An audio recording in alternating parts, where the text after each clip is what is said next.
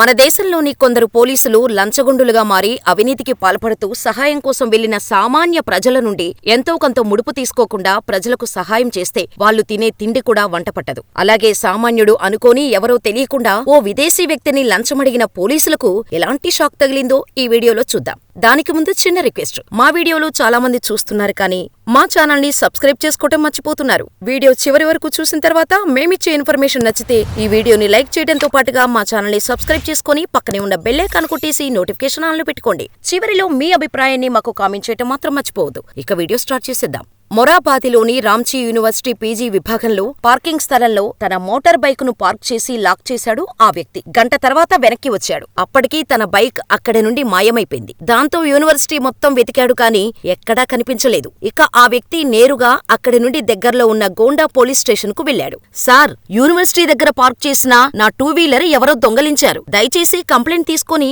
FIR file చేసి తొందరగా వెతికి పెట్టండి అంటూ రిక్వెస్ట్ చేశాడు. కానీ వచ్చిన వ్యక్తి విదేశీ వ్యక్తిలా ఉండటం గమనించిన ఆ స్టేషన్ సిబ్బంది అతని మాటలు అస్సలు పట్టించుకోలేదు. కనీసం ఆ బైక్ ఎక్కడ పోయింది, ఎప్పుడు పోయింది, దాని వివరాలు ఏంటి అని కూడా తెలుసుకోలేదు ఆ స్టేషన్లోని పోలీస్ అధికారులు. పైగా ఎఫ్ఐఆర్ ఫైల్ చేయటం కుదరదు, బరియాతు పిఎస్ కి వెళ్లమని చెప్పారు. దాంతో ఆ వ్యక్తి ఏం చేయలేక అక్కడి నుండి తిరిగి వెళ్లిపోయాడు. ఇంకా ఆ తర్వాత మరుసటి రోజు మళ్లీ గోండా పోలీస్ స్టేషన్ కు వెళ్లాడు ఆ వ్యక్తి. ఈసారైనా వేరే అధికారులు ఎవరైనా డ్యూటీలో ఉంటే కంప్లైంట్ తీసుకుంటారేమో అనే ఆశతో వెళ్లాడు. కానీ మళ్లీ అదే జరిగింది. కంప్లైంట్ తీసుకోకపోగా ఈసారి లాలాపూర్ పోలీస్ స్టేషన్ కు వెళ్లి కంప్లైంట్ ఇవ్వండి అని చెప్పారు. దాంతో ఆ స్టేషన్లోని అధికారులకి కంప్లైంట్ తీసుకోకుండా కంప్లైంట్ ఇవ్వటానికి వచ్చిన వారితో దురుసుగా ప్రవర్తించడం మాత్రమే వాళ్ల డ్యూటీ ఏమో అనుకోని ఆ వ్యక్తి అక్కడి నుండి వాళ్లు చెప్పినట్టుగా నేరుగా లాలాపూర్ స్టేషన్ కి వెళ్లాడు. అయితే Lalapur police station SI Balbir Singh తో, సార్, నా బైక్ రాంచీ యూనివర్సిటీ పీజీ విభాగంలో పార్కింగ్ చేసి గంట తర్వాత తిరిగి వచ్చాను. వచ్చేసరికి బైక్ కనిపించలేదు. గొండా పోలీస్ స్టేషన్ కి వెళ్తే వాళ్లు మీ దగ్గరకు పంపించారు.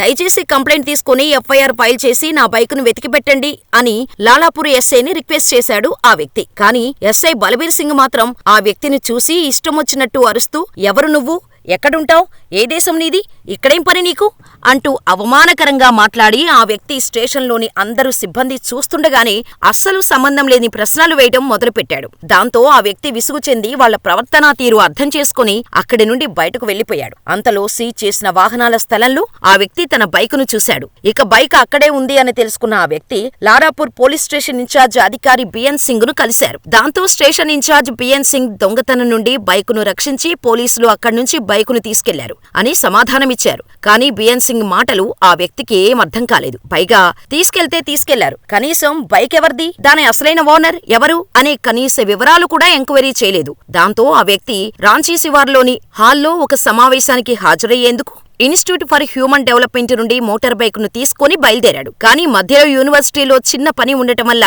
అక్కడ పెట్టి వెళ్లి వచ్చే వరకు బైక్ మిస్ అయింది అని చెప్పాడు. దాంతో ఆ స్టేషన్ పోలీసులు, సరే ఓ కంప్లైంట్ రాసివ్వు అని చెప్పారు. దాంతో ఆ వ్యక్తి కంప్లైంట్ రాసిచ్చాడు. ఇక ఆ తర్వాత పోలీసులు బైక్ ని విడుదల చేయటానికి అంగీకరించారు. అయితే ఆ వ్యక్తి ఈ బైకును స్వాధీనం చేసుకున్నట్టు పోలీసు రికార్డుల్లో ఎక్కడైనా నమోదు చేశారా అని అడిగారు. బిఎన్ సింగ్ మరియు సురేష్ ఠాకూర్తో సహా అతని సహచరులు మాకు అలాంటి రికార్డు లేదని చెప్పారు. అయితే తన బైకును తనకు తిరిగి ఇవ్వటానికి assistant sub inspector Suresh Thakur మరో అధికారి ఆ బైకు తిరిగి ఇస్తున్నందుకు 500 రూపాయలు లంచం ఇవ్వాలని అడిగారు. దాంతో అప్పటికే పోలీసుల పనితీరుపై వాళ్ల ప్రవర్తనకి విసిగిపోయిన ఆ వ్యక్తి, ఒక్క రూపాయి కూడా ఇవ్వను, ఆ బైకు మీరే ఉంచేసుకోండి, నా బైకు నేను ఎలా తెచ్చుకోవాలో నాకు బాగా తెలుసు అని అక్కడి నుండి కోపంతో వెళ్లిపోబోయాడు. కానీ లాలాపూర్ ఓసీ బిఎన్ సింగ్ ఆ వ్యక్తిని కలిసి తన బైక్ ని తనకి ఇచ్చి పంపించారు. కానీ ఆ వ్యక్తి రాంచీ డిప్యూటీ కమిషనర్ మనోజ్ కుమార్ ని కలిసి తన అనుభవమంతా వివరించి చెప్పాడు. ఆ పోలీసులపై తగిన యాక్షన్ తీసుకోవాలని రిక్వెస్ట్ చేశారు. దాంతో కమిషనర్ మనోజ్ కుమార్ ఆ ఇద్దరు ఏఎస్ఐతో సహా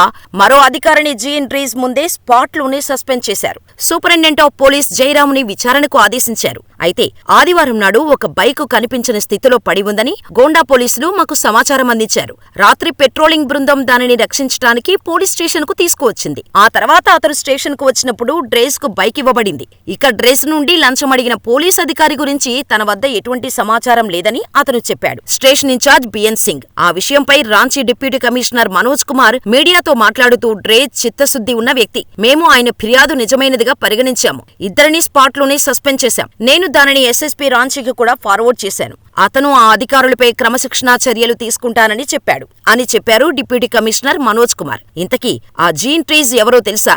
విదేశీ వ్యక్తి అయిన ఆయన ఒక్క మాటతో ఏం విచారించకుండా ఇద్దరు అధికారులను సస్పెండ్ చేశారంటే అతను సామాన్యుడు కాదని అర్థం చేసుకోవచ్చు. అది తెలుసుకోవాలంటే డిస్క్రిప్షన్ లో ఓ వీడియో లింక్ ఇచ్చాం, చూసేయండి. మన దేశంలో పోలీస్ వ్యవస్థ ఎలా ఉందో చెప్పటానికి ఇదొక చక్కటి ఉదాహరణ. వీడియో నచ్చితే లైక్ చేసి ఈ స్టోరీ మీకెలా అనిపించిందో మాకు కామెంట్ చేయండి. మరిన్ని ఇలాంటి ఇంట్రెస్టింగ్ రియల్ లైఫ్ స్టోరీస్ కోసం మన ఛానల్ ని వెంటనే సబ్స్క్రైబ్ చేసుకుని పక్కనే ఉన్న బెల్ ఐకాన్ కొట్టేసి నోటిఫికేషన్ ఆన్ లో పెట్టుకోండి. మరో వీడియోలో మరో అద్భుతమైన వ్యక్తిగతతో మళ్ళీ కలుద్దాం. అప్పటి వరకు ఇక్కడున్న ఈ వీడియోలు కూడా చూసేసి మా వీడియోలు మరియు కంటెంట్ గురించి సలహాలు సూచనలు ఏవైనా ఇవ్వాలనుకుంటే తప్పకుండా కామెంట్ లో తెలియచేయండి. లేదా jmediateluguinfo@gmail.com కి ఈమెయిల్ చేయండి. మీ ప్రతి సలహాని సూచనల్ని తప్పకుండా పరిగణలోకి తీసుకుంటాం.